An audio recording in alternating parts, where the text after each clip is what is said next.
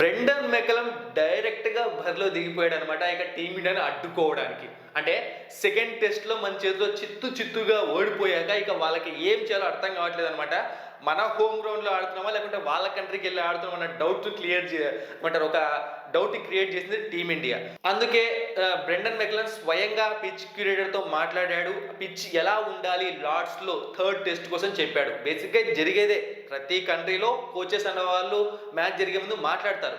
But విషయాలు బయటకు రావన్నమాట. ఈ విషయం స్వయంగా బ్రెండన్ మెకలం చెప్పడము, ఇంగ్లాండ్ వాళ్ళు చెప్పడము, ఇంగ్లాండ్ న్యూస్ పేపర్స్‌లో రావడము, ఇదంతా కొంచెం హాట్ టాపిక్ అయిందనమాట. ఎందుకంటే ఆ సెకండ్ టెస్ట్‌లో ఓటమిని వాళ్ళు జీర్ణించుకోలేకపోతున్నారు. చాలా ఘోరంగా ఓడిపోయారు. వాళ్ళ స్టైల్ ఆఫ్ గేమ్ కాదది. వాళ్ళు ఏదో బ్యాస్ బాల్ అనుకుంటే అక్కడ రివర్స్ బాల్ అయిపోయిందనమాట. అందుకే ఎక్కువగా హర్ట్ అవుతున్నారు. అయితే ఈ భయాన్ని పుట్టించింది ఎవరు? శుభ్మన్ గిల్. శుభ్మన్ గిల్ మాత్రమే కాదు, యశస్వి జైస్వాల్, కేఎల్ రాహుల్, రిషబ్ పంత్, ఆకాష్ దీప్, ప్రతి ఒక్కరు టీమిండియా సభ్యులు అందరూ ఉన్నారు. బట్ శుభ్మన్ గిల్ పర్ఫార్మెన్స్ బ్యాటింగ్తో అదిరిపోయింది కాబట్టి కొంచెం భయం స్టార్ట్ అయిందనమాట. ఇది పరిస్థితి. అండ్ ఇంకొక విషయం ఏంటి అంటే, టీమిండియాలో మీరు ఊహించని మార్పులు జరగబోతున్నాయి. మీరు అసలు ఎక్స్పెక్ట్ చేయని మార్పులు. సో ఆ మార్పులు ఏంటో తెలుసుకుందాము.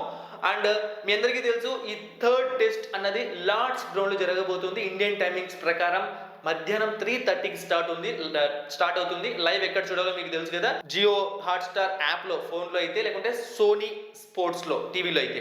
ఇక ఇంగ్లాండ్ వర్సెస్ ఇండియా ఈ లార్డ్స్ గ్రౌండ్లో హెడ్ టు హెడ్ రిపోర్ట్ ఎలా ఉంది? ఇప్పటివరకు టోటల్గా 19 టెస్ట్ మ్యాచెస్ జరిగితే అందులో 3 సార్లు ఇండియా గెలిస్తే 12 టైమ్స్ ఓడిపోయింది ఇండియా. 4 టైమ్స్ మ్యాచ్ అనేది డ్రా అయింది. ఇది మన ట్రాక్ రికార్డు లార్డ్స్ గ్రౌండ్లో. సో లార్డ్స్లో మనకు ఎక్స్పెక్ట్ చేసిన ట్రాక్ రికార్డ్ లేదు. అయితే గెలిచాము, బట్ డ్రా 4 ఉన్నాయి. బట్ గెలుపులు అయితే అపోజిషన్కి ఎక్కువగా ఉన్నాయన్నమాట. ఇది మన పరిస్థితి. ఇక లార్డ్స్ పిచ్ రిపోర్ట్ ఎలా ఉంటుంది అయితే, ఇది తెలుసుకునే ముందు బ్రెండన్ మెకలం ఏం చెప్పాడు క్యూరేటర్కి.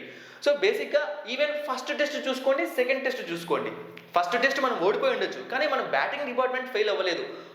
బ్యాటింగ్లో వన్ ఆఫ్ ది డిపార్ట్మెంట్, ఆ లోయర్ ఆర్డర్ దగ్గర నుంచి రన్స్ రాలేదు తప్పితే మన టాప్ ఆర్డర్, మిడిల్ ఆర్డర్ చాలా సూపర్ డూపర్ హిట్ అయ్యాయి. అక్కడ మనమే గెలవాలి. చిన్న మిస్టేక్స్ వల్ల ఫస్ట్ టెస్ట్ మనం ఓడిపోయాం.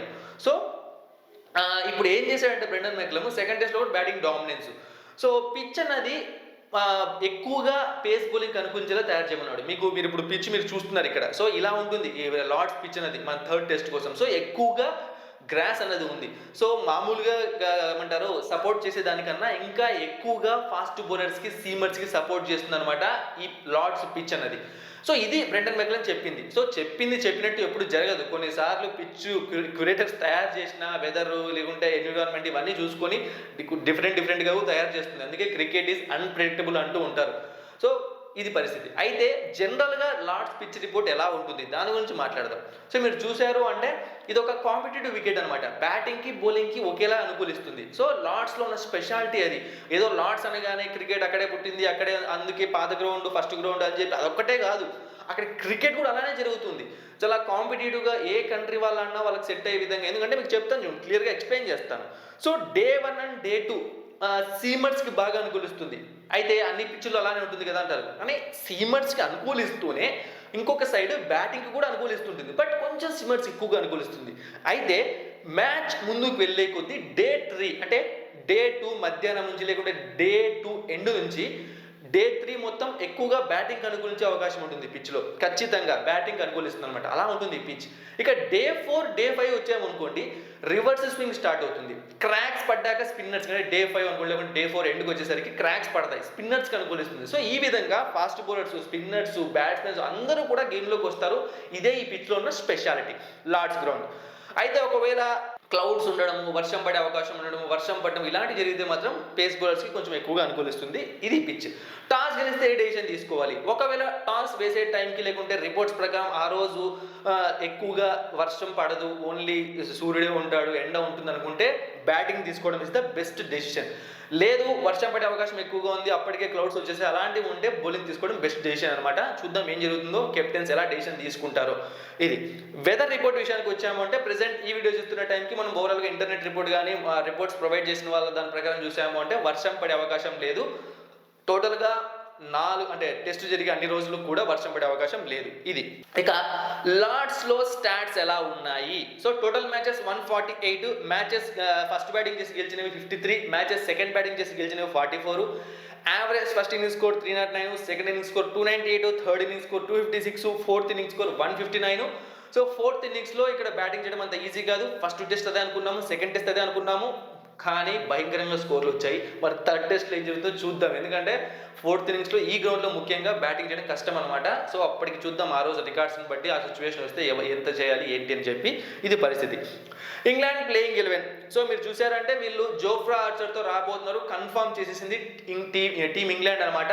సెకండ్ టెస్ట్కి తను రావాలి. మేబీ తన ఇంజురీ ఇష్యూస్ కారణంగా తనకు కొంచెం అంటే ఇప్పుడు మనం ఎలా వాడుకుంటున్నాం బుమ్రాని కొంచెం తక్కువగా, సో అలా ఏమైనా అనుకుంటున్నారేమో తెలియదు, కానీ జోఫ్రా ఆర్చర్ అయితే ఈ టెస్ట్ మ్యాచ్కి 100% రాబోతున్నాడని చెప్పి టీమ్ ఇంగ్లాండ్ స్వయంగా బెన్ స్టోక్స్ కన్ఫర్మ్ చేశాడనమాట.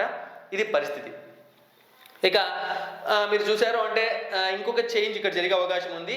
గస్ అట్కిన్స్ అనే స్క్వాడ్లోకి చేర్చారు. మేబీ అది స్ట్రాటజీ అయి ఉండొచ్చు, లేదా తన టీంలోకి కూడా రావచ్చు. స్ట్రాటజీ ఎందుకంటున్నాను అంటే, సో కొన్నిసార్లు ఏమవుతుందంటే అలా ఒక పాస్ చేస్తారనమాట, ఈ ప్లేయర్ మేము స్క్వాడ్లోకి చేర్చామని చెప్పి. సో మన ఇండియా వాళ్ళు కానీ లేకపోతే అపోజిషన్ టీంలో ఎవరున్నా సరే ఏం చేస్తారంటే ఆ ప్లేయర్ బౌలింగ్ పైన వర్క్ చేయడం, అంటే ఎలాంటి బాల్స్ వేస్తాడు, తను ఏం చేస్తాడు, తన బౌలింగ్ స్టైల్ పైన వర్క్ చేయడం, ఇలాంటివి చేస్తారు. సో టైం వేస్ట్, తనను లాస్ట్లో పెట్టుకోరు టీంలోకి. సో ఇలాంటివి జరుగుతూ ఉంటాయి అనమాట. ఒకవేళ అలా ప్లాన్ చేసింటే మాత్రం జాస్టన్ కంటిన్యూ అవుతాడు, లేదా గస్ అట్కిన్సన్ టీంలోకి రావచ్చు. ఇది పరిస్థితి.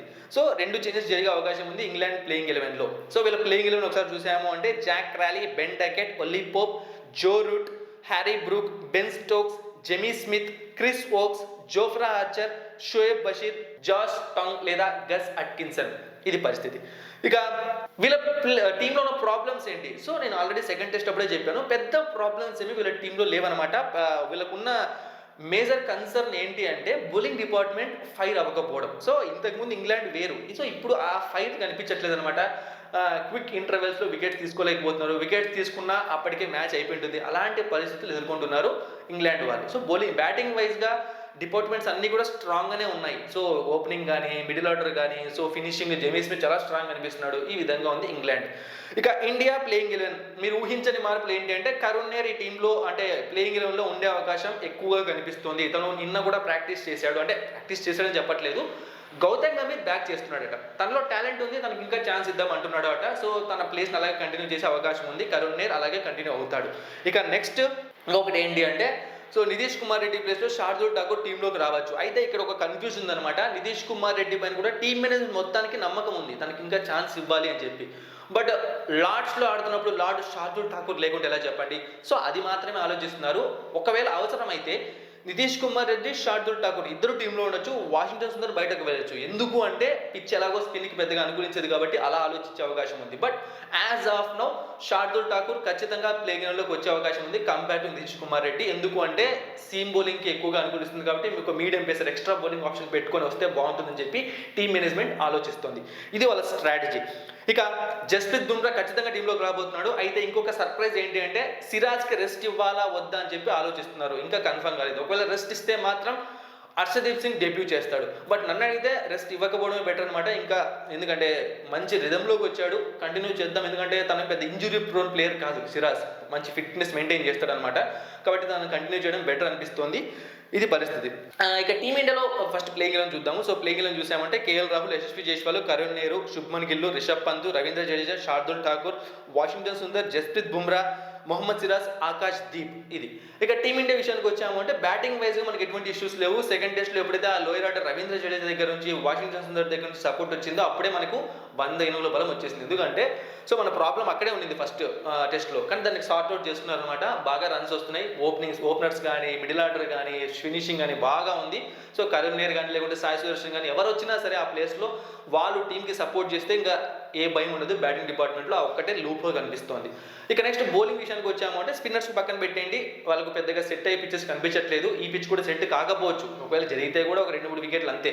సో ఫాస్ట్ బౌలర్స్ రూపంలో జస్ప్రీత్ బుమ్రా లేని టైంలో సిరాజు, ఆకాష్ దీప్ బౌలింగ్ చేయడం టీంకి బాగా స్ట్రెంగ్త్ ఇచ్చింది. సో బుమ్రా ఎప్పుడైతే టీంలోకి వస్తాడో అప్పుడు ఆటోమేటిక్గా ఫోకస్ మొత్తం బుమ్రా మీదకి వెళ్ళిపోతుంది, మిగతా వాళ్ళ పర్ఫార్మెన్స్ తగ్గిపోతుంది అనమాట. సో అలా జరగకుండా బుమ్రా సపోర్ట్ చేయడము, బుమ్రాకు వీళ్ళు సపోర్ట్ చేయడము, అలా అందరూ కలిసి వికెట్స్ తీసుకుంటే బెటర్ అనమాట. ఖచ్చితంగా compare to England, India team చాలా స్ట్రాంగ్గా ఉంది. బట్ వాళ్ళ స్ట్రెంగ్త్ ఏంటి అంటే లార్డ్స్లో ఆడుతూ ఉండడం, పిచ్ను వాళ్ళకు సెట్ అయ్యేలా చేసుకుంటూ ఉండడం. బట్ పేస్ బౌలింగ్కి తయారు చేపిస్తున్నారు, కానీ బేసిక్గా వాళ్ళ పేస్ బౌలింగ్ కన్నా మన పేస్ బౌలింగే స్ట్రాంగ్గా ఉంది. ఈ లాజిక్ మిస్ అయ్యారు వాళ్ళు. సో ఏం జరుగుతుందో చూద్దాము. ఇది పరిస్థితి. ఇండియా గెలవాలని కోరుకుందాము. ఇండియా గెలుస్తుంది. ఈ సిరీస్లో మనం ముందుకు వెళ్ళబోతున్నాం అనిపిస్తుంది. చూద్దాం ఏం జరుగుతుందో. Thank you for watching and supporting.